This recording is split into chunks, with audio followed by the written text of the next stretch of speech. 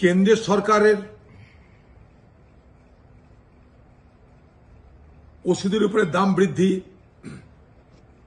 সারা ভারতবর্ষের মানুষের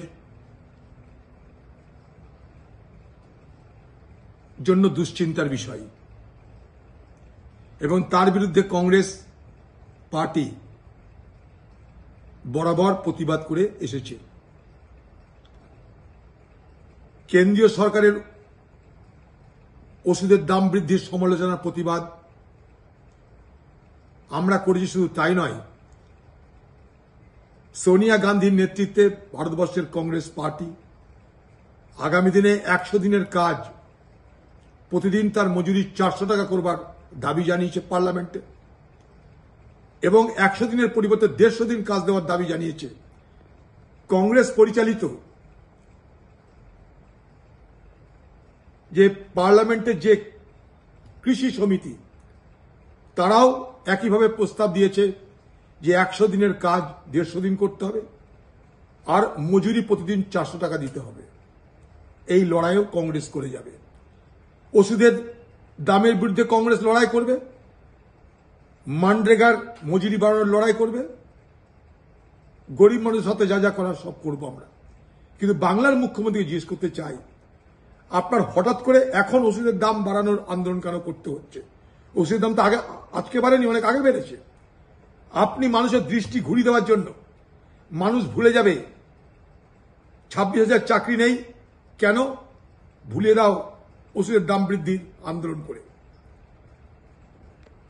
ওয়াকফ সম্পত্তি লুট হলো বাংলায় যদি প্রশ্ন ওঠে, সেই প্রশ্নের থেকে রেহাই পাওয়ার জন্য মানুষের দৃষ্টিকে নজরকে ঘুরিয়ে দাও ওষুধের দামের উপরে আন্দোলনের নামে। আমি পশ্চিমবঙ্গের মুখ্যমন্ত্রীকে বলতে চাই, পশ্চিমবঙ্গে কি করে 20,000 কোটি টাকার জাল ওষুধ বাজারে ঘুরে বেড়াচ্ছে বলুন? সারা পশ্চিমবঙ্গ জাল ওষুধের ফ্যাক্টরি হয়ে গেছে কি করে? আমি বলছি না, ডাক্তার সমাজ বলছে যে স্যালাইন বিষাক্ত, স্যালাইন দেওয়ার পর মায়েরা মারা যাচ্ছে। ওষুধ জাল, ওষুধ দিচ্ছে ডাক্তার, কাজ হচ্ছে না। হাটে বাজারে দোকানে সর্বত্র জাল ওষুধের ছড়াছড়ি। কলকাতার বুকে জাল ওষুধের ফ্যাক্টরি ধরা পড়ছে।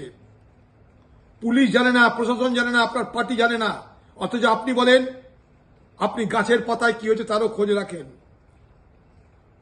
আপনি স্বাস্থ্যমন্ত্রী, সারা ভারতবর্ষের সব থেকে বেশি জাল ওষুধের কারবার পশ্চিমবঙ্গে। শুধু তাই নয়, বাইরে কোনো কোম্পানি জাল ওষুধ বিক্রি করছে বলে যদি শাস্তি তার উপর চাপ দেওয়া হয়, সেই শাস্তিপ্রাপ্ত ব্ল্যাক লিস্টেড জাল ওষুধের কোম্পানি পশ্চিমবঙ্গে রমরম করে ব্যবসা করছে এবং পশ্চিমবঙ্গ সরকারের পরিচালিত হাসপাতালে তারা ওষুধ সাপ্লাই দেয় কি করে, ওষুধ সরবরাহ দেয় কি করে।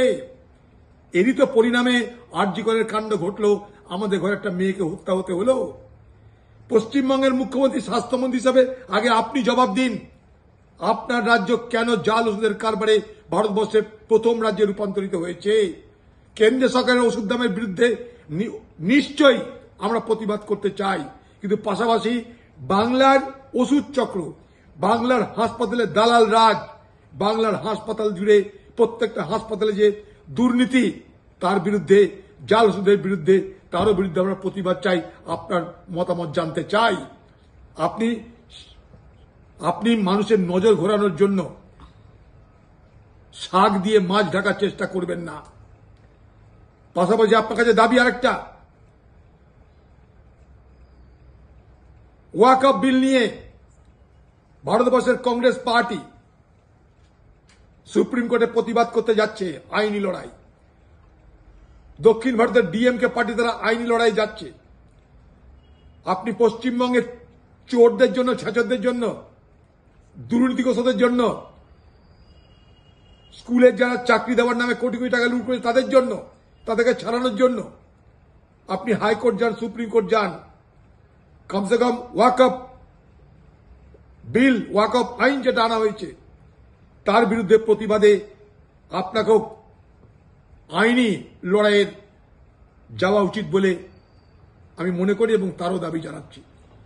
এবং পশ্চিমবঙ্গের বিধানসভা ডেকে পশ্চিমবঙ্গের বিধানসভা ডেকে অতি দ্রুত এই ওয়াকফ আইনের বিরোধিতা করে সর্বসম্মত প্রস্তাব পাশ করানোর দাবি জানাচ্ছি। আজকে কলকাতাতে প্রচুর বড় আন্দোলন হয়েছে ওয়াকফ আইনের বিরুদ্ধে। আপনার বিধানসভায় সর্বসম্মত প্রস্তাব নিন যে আমরা পশ্চিমবঙ্গের ওয়াকফ আইনের বিরোধিতা করছি।